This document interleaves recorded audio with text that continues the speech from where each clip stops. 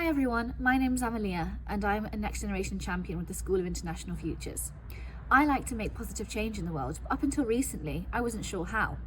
The School of International Futures and Shout Out UK are coming together to deliver you political literacy training, which will enable you to make change as an individual and understand the world of politics a little better. Keep watching to find out more. First up, we're going to hear from Kat, who will tell us about why this is important and how this can involve you. Hi, my name's Kat Tully and I'm the Managing Director of the School of International Futures. Now, our vision is a better, fairer and more sustainable world for current and next generations, and one of the ways that we do that is by helping people around the world use ideas about the future to transform today. And one of the programs that we run is the National Strategy for Next Generations program here in the UK. And as part of this program that we're doing this training, and I thought I'd just share with you why it's so important to learn political literacy as part of it. The aim of the program is to get community voices heard at a policy level and to get young people as catalysts to have conversations about the future of the UK in communities all across the country. Now, why is that important? Well, in a world of uncertainty, where we need to kind of transition towards climate, where there's so many unknowns, it's really important that we have a whole of society conversation about what the future of the UK might be, what it could be, and what we want it to be. And that conversation should really be done across the country and feed into government. It's also really important that you, as younger people, you're going to be living with the decisions that are being made today. So it's important that you feed into them. As you have these intergenerational and long-term foresight-enabled conversations in your communities, in your homes, we want to help you think about, well, how do you then take those insights and feed them into the decision makers? So that is the purpose of this session. It's a really important issue to, once you've got interesting insights, to be able to connect to civil servants and politicians, whether it's in Parliament or in their political parties, or whether it's your MP in your local community. This amazing training by Shout Out UK will give you a great introduction. Thank you, Kat. Now let's get into the training. Nikita from Shout Out UK, I have a few questions for you. These are basic political literacy questions that me and other young people have been wondering so that we can feel a bit more confident understanding the world of politics and how it works today. So first, Nikita, why should I care about politics? And how does politics impact young people's lives? So you should care about politics because it affects every single aspect of your life, from education to healthcare to even the bins. Have you ever wondered why your bins get collected maybe once a week or once every other week? These are all political decisions.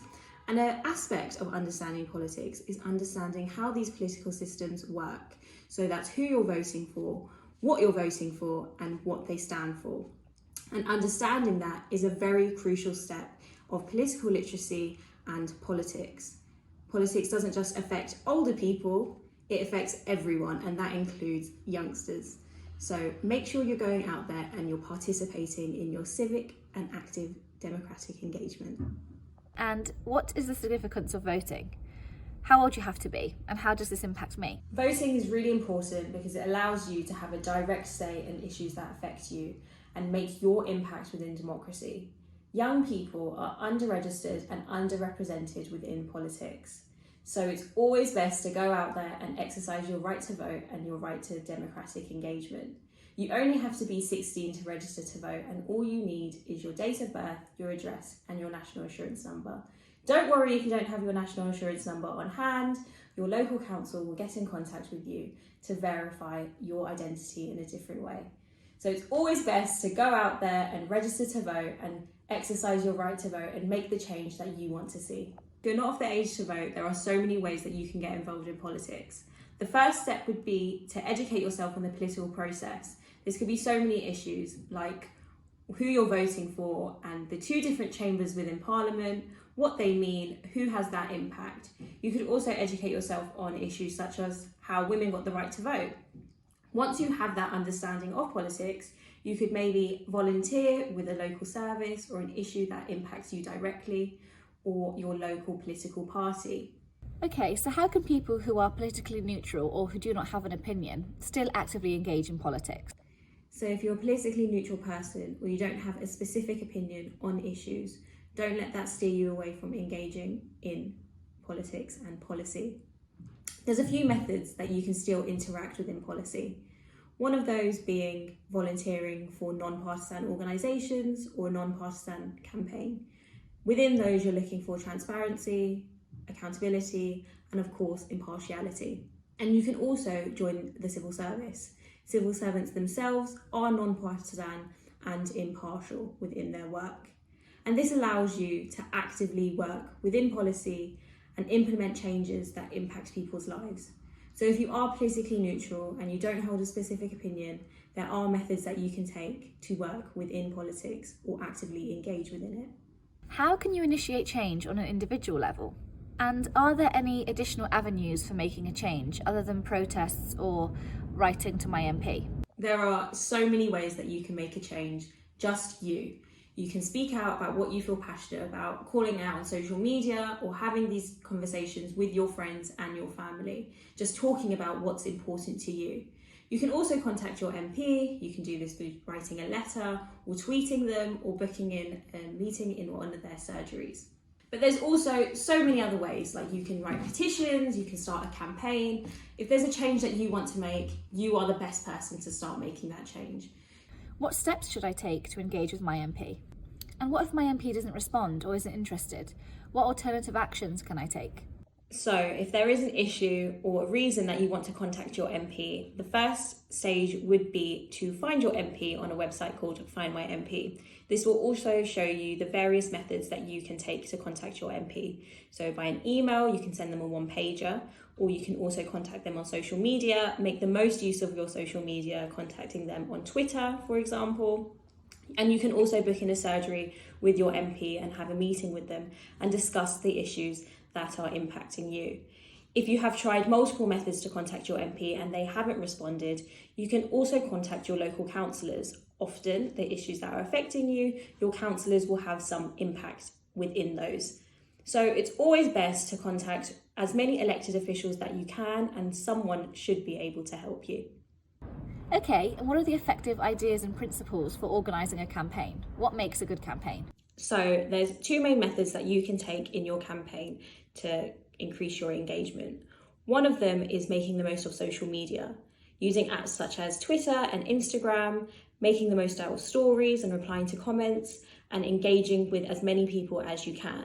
This creates a bit of an online buzz and allows more people than you would be in person, to engage with your campaign. However, the other step is engaging with people in person and on the streets. Having those conversations are a great way to have really in-depth conversations about issues relating to their campaign, and maybe finding out other issues that could link in well with your campaign. Although you don't engage with as many people as you would in social media, maybe linking them both in together would be a great way to create a big and successful campaign. What is a manifesto? So before an election, each political party will release a manifesto. This is a public declaration of the policy and aims that these parties are hoping to achieve if they are elected. You can find manifestos really easily by visiting each party's website. Can you provide me with a bit more info on the structure of the government and the role of an MP? So Parliament is a bicameral system, and it's made up of two chambers, the House of Commons and the House of Lords. The House of Commons are made up of MPs who represent a constituency. These are directly elected from us using a first past the post system. This is a winner takes all system, so the person with the most amount of votes becomes the elected MP, and the party with the most amount of MPs becomes the governing body of the House of Commons. Then there is the House of Lords. There are three different types of lords: lifetime peers, hereditary peers, and Lord Spiritual. Some of these are appointed by the Prime Minister to be a Lord. The Lords and MPs work together, with the Lords scrutinising laws and scrutinising legislations and handing it back to MPs until they are created. So MPs spend most of their time either in the House of Commons or in their local constituencies. In the House of Commons, they'll be attending meetings and votes and debates, and this is an opportunity for them to raise the concerns of their constituents and issues that are affecting them. Alternatively, they spend quite a lot of time within their constituencies, holding surgeries and holding meetings with their local people and finding out the issues that affect them and how they can aid them in any way. What is the accountability system between the media, the government and the civil service, and how can you navigate this? So there are a few ways that accountability is held. One of the systems in place is a separation of powers. Each of these groups have different responsibilities. The legislative is made up of Parliament, and that is the House of Commons and the House of Lords, and they work together to pass laws, and this is done so through debates and meetings. It then moves to the executive, who is in charge of putting these laws into place. And finally, it moves to the judiciary, who oversees whether these laws are being followed and if these laws were created properly. This is overseen by the Supreme Court, and that is the highest court in the UK. So there are two other methods of accountability, horizontal and vertical. Horizontal is the media. They can also hold these systems accountable. This also includes social media, not just mainstream media as the news. Then there is vertical, and that is the people. That is going out there and voting, signing petitions, and directly having an impact within democratic procedures. Often, accountability is both vertical and horizontal, and they work together in this sense. Okay, then I've got 3 questions in one. How are laws passed? Where are all the laws written and how can the public access them? How are laws implemented and how do they filter down to law enforcement? So the first stage of creating law is through a proposal or a bill. This will generally outline what the law entails. It then gets passed to Parliament, where the House of Commons and the House of Lords work together by scrutinising and debating the law until there is a final draft. The final draft then gets passed to the monarch, who gives their royal assent for the law. This is entirely a formality. And then finally, it is implemented within our legal structures, where the police may receive guidance on how to implement this law, and also the judiciary, who are responsible of making sure that the law is being properly followed.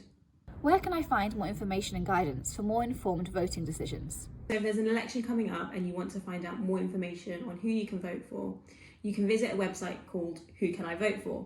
This will show you what elections are coming up in your area and who is running. That's from local to general parliamentary elections. Make the most of online sources such as these websites. It makes things a lot easier. And you can also read the news. That's a great way to start making informed decisions about what's going on in the area and what issues affect you and are of importance to you.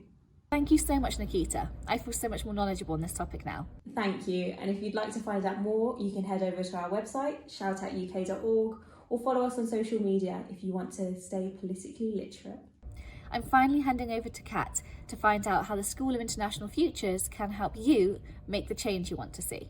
So the NSxNG programme can assist young people like you in making the change you want to see by creating a space, by providing the skills and also creating the connections. So when you have structured conversations about the future in your community, you'll be able to come together with others to create change and influence government. People often ask, what's the connection between policy on the one hand and foresight on the other?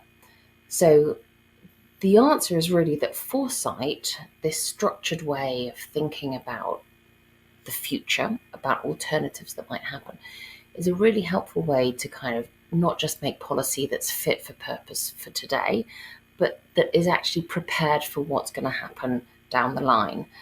It identifies risks that we might want to be prepared for, and in the opportunity space that we're exploring when we look 10, 20, 30 years out, actually gives you the insights to be able to shape the future you want to create together. One of the questions that you might have is, where do these policy recommendations go? And what happens after that? Well, there's lots of different ways in which insights can plug into government. And the interesting thing is to say that actually increasingly civil servants and politicians themselves are really aware that they need input and support and insights from everybody else in the community, whether it's businesses, citizens, communities, civil society, to really give them insights on what should we be doing at the moment. So ways of doing that is through white papers. You can do intergenerational fairness assessments. You can feed through engaging with your Member of Parliament directly. You can get involved in political parties, or you can actually support and feed into all party parliamentary group and select committee inquiries when they happen in Parliament. In terms of impact, from the very beginning of this programme that started 4 years ago, it's already started feeding into the integrated review recommendations. This was something that was hosted within Number 10 and the Cabinet Office, a whole of government way of thinking about the future of the UK and its role in the world. And that was already in 2020. And from that point on, there were really interesting insights being fed in, both substantively about concerns and opportunities that people identified, but also ways of working, saying that you, young people, the National Strategy for Next Generations project is a really powerful infrastructure to tap into in order to get voices in. So there's lots of appetite, really, as I said, in government, but very often people don't quite know how. So my final request to you is please get involved. If you just want to host a dialogue in your community or in your organisation, if you want to be part of the futures hubs that are springing up across the UK, like the ones being set up in Wales by Nerishan, Ella and Sonia, if you want to run a future check, if you want to come and visit Parliament and have a mentoring relationship with MPs, then please reach out. People are really excited and eager to listen and to connect. So do reach us on NSxNG at soif.org.uk and really look forward to hearing from you. Thank you. And over to you, Amelia. Thank you so much, Nikita from Shout Out UK and Kat from the School of International Futures. I really hope that everyone watching feels a little bit more upskilled in political literacy and a bit more sure about how to navigate the political landscape. We as individuals can make a change, and I'm excited to see what you do with this knowledge. Thank you.